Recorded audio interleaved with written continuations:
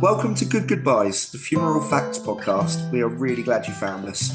In this podcast, me, Simon, a funeral director, and me, Tina, I'm an independent celebrant. we're going to discuss all things funeral in an informal space to demystify what happens when we say goodbye. Based on your questions and queries, Si and myself are two industry professionals that are going to chat through the hows, whats and wherefores. We actively work in the funeral industry in Devon in the UK. So, we hope you enjoy the episode ahead. Welcome to Good Goodbyes.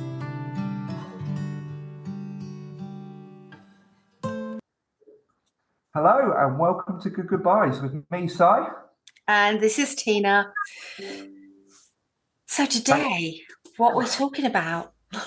So, this is the one where Tina is livid that you've made this decision, but let's talk about it.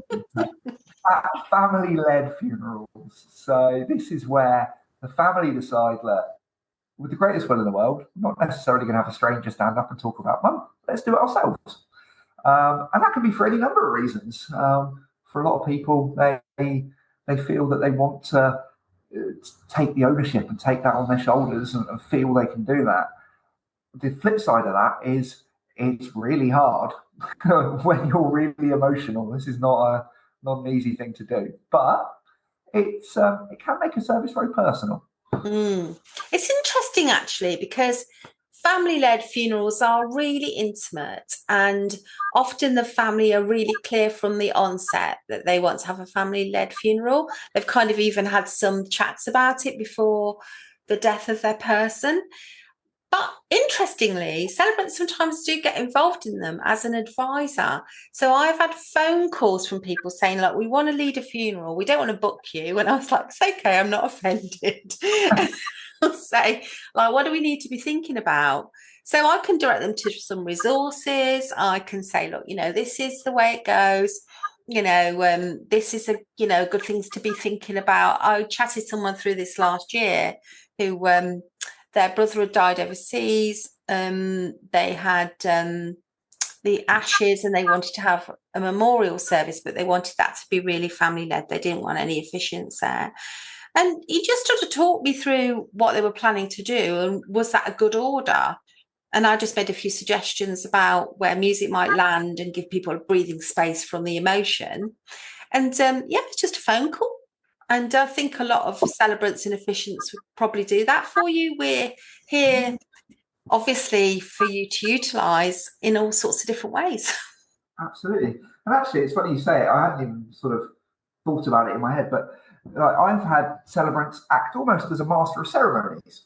So very much not delivering the eulogy, not reading any of the poems, not even the committal, but just being there to say, right, now so-and-so is going to come up and talk, and now we're going to have this piece of music, and now it's time for the committal. Just kind of to structure that service, because those are the bits that sometimes families struggle with.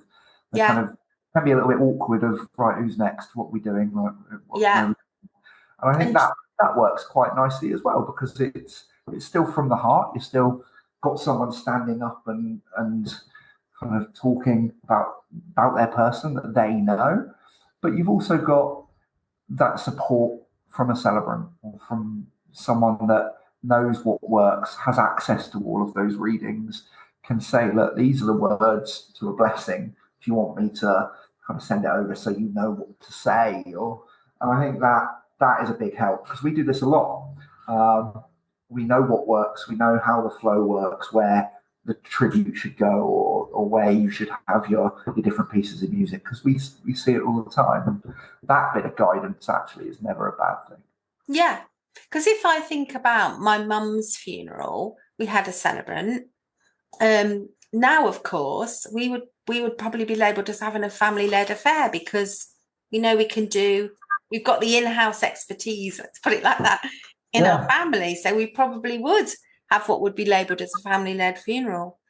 Yeah, absolutely. And I think, but yeah, you'd probably still introduce each part of it, I would think.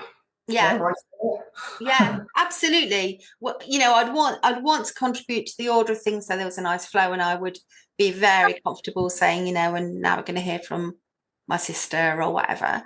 Yeah, So absolutely. yeah, and I think when something's family led, some families just want a lot of control, and at that point in the proceedings, like after the death, for some people, I think, especially if they've waited a long time for the death to happen, they've known it's on the cards, but they've been in this very kind of hiatus place where nothing can be done by them.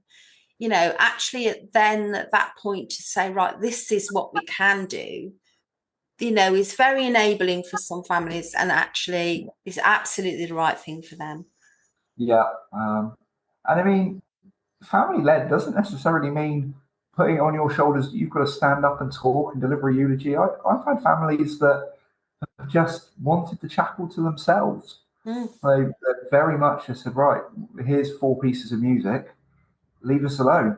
We're going to just use that time how we choose. Just play them back to back at a soft level, and we will do what we want to do. And when we want to go up and touch the coffin, we will. When we want to gather around and say goodbye, we may not even make it to the 4th song. We might get to song number 3, have a hug and leave.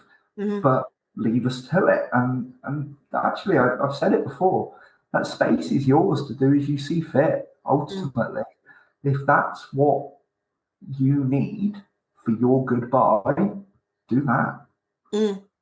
And when people are in chapels of rest and other spaces, they sometimes get family time to do some stuff, but sometimes it doesn't work out for them like that. They might want to sit and have a cup of tea together and chat about the person. There's so many forms it can take. Could certainly be doing that. Yeah. I've had a bottle of prosecco opened in my chapel of rest, and they've sat and they've all had a glass of prosecco, and just that was their goodbye, because that's what they wanted. That was a more comfortable space for them to do it, because it was a couple of them they didn't feel they needed to sit in a room that would seat 100. That wasn't what they wanted. Yeah, and there's lots of kind of things written about how historically in many countries, and particularly in the UK, we have taken death away from families. And in hospices and other hospitals and places, the death happens and it seems very quickly the body is removed. People don't get to sit with the deceased person. There's back in the day we used to have people at home for longer. All of those ideas. That's actually a conversation we can have about on another episode. Is bringing the deceased home or into church the night before, and those options, because they are still there, absolutely, and that can still happen. It's just a bit more of a logistical challenge than it was in the olden days. Say the olden days, like I haven't done it multiple times, but it's a consideration now, like you said, that whereas before you used to have the wake at home, and that was where everyone came and had that opportunity. It's not done like that anymore, but it absolutely can be.